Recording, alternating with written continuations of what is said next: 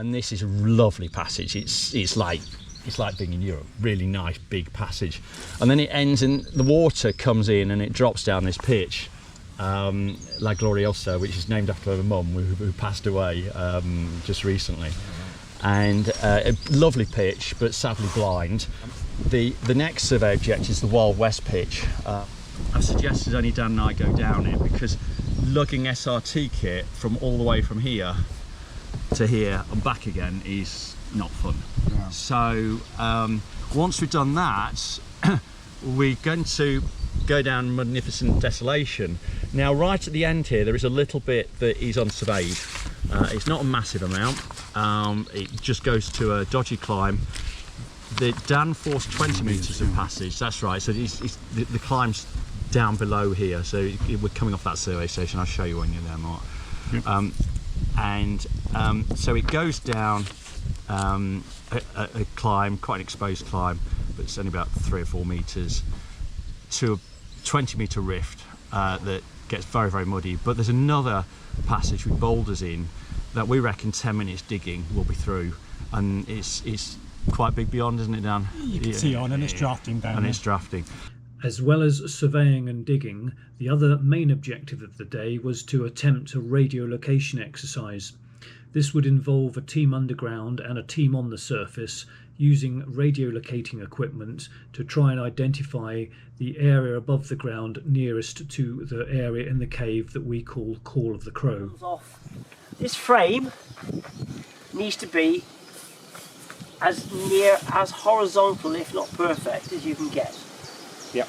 Because if it's like that underground, that puts my magnetic field all the way up there, and at 100 metres it could be 30 metres out on the surface. Understood. Which is nowhere near where you are. Right, well first of all, the entrance, an impressive digging project from the beginning there in the 90s, digging down, was it 25 metres? Really impressive shored shaft there that we just climbed down the ladders. Then we were into quite a bit of crawling and a few ducks. I don't feel I've experienced the ducks at their duckiest. No, they're very dry today. Yeah. They're quite warm. So I feel like a bit of a phony for having done those ducks without them being actual ducks. And then a bit more crawling, mostly quite wet. But I mean, hands and knees getting wet rather than struggling to find an airspace. And then we've popped up into this, and this looks quite impressive. It's like being in Mooloo.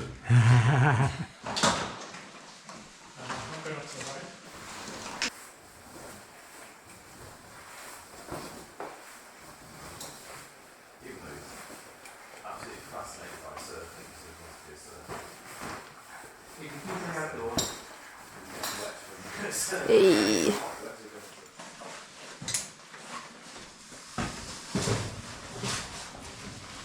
Thank you, Nigel.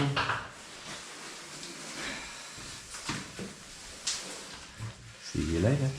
I've got to stop here, but yeah, you go on there. I need to. Oh, it's very pretty here. Yep, so we've got Chris here operating the cave link. We've successfully sent a message up to the surface and received one back. They're all set up.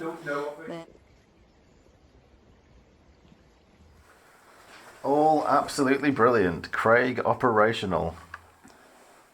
Does that mean that they've found us? So we've just had a message come through from underground. They've reset the equipment, and Craig has also just started receiving on the surface receiver the signal. So he's trying to do some calculations now to try and find out where he gets the best result.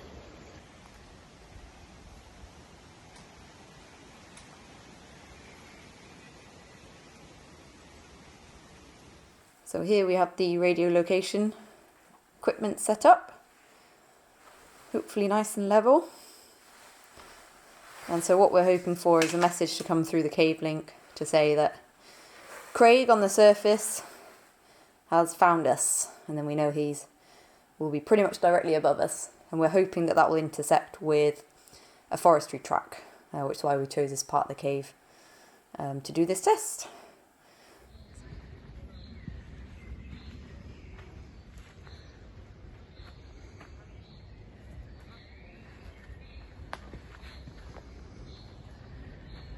And another walk in there. I think it's louder just here.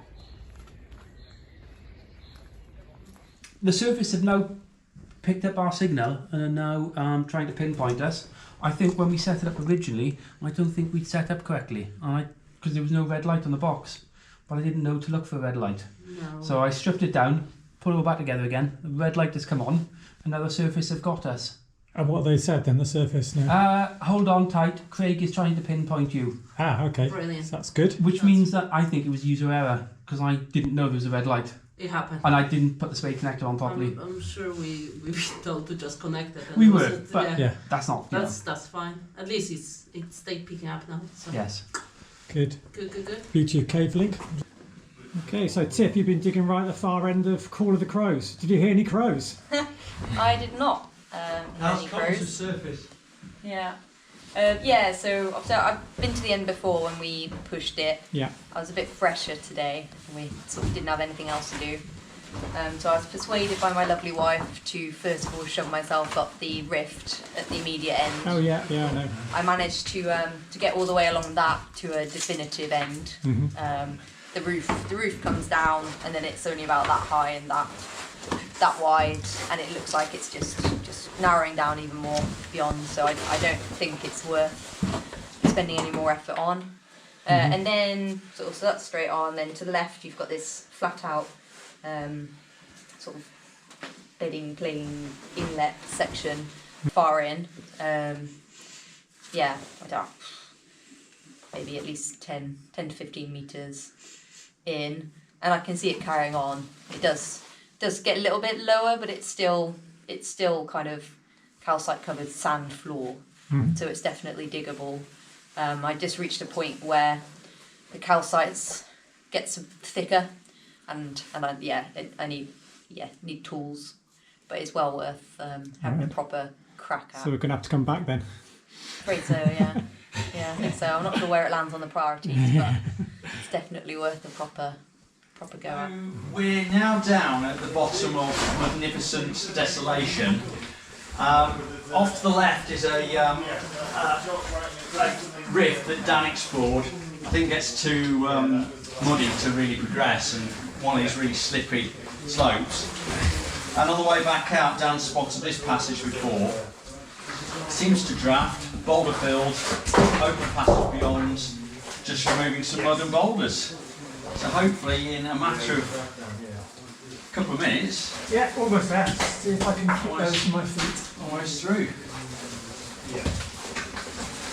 Oh, I'm sliding the wrong way. If it does go, it'd be nice to give Chris a bit of passage. You're blocking it up again. Yeah, I know. That's what I'm hoping it's going to go.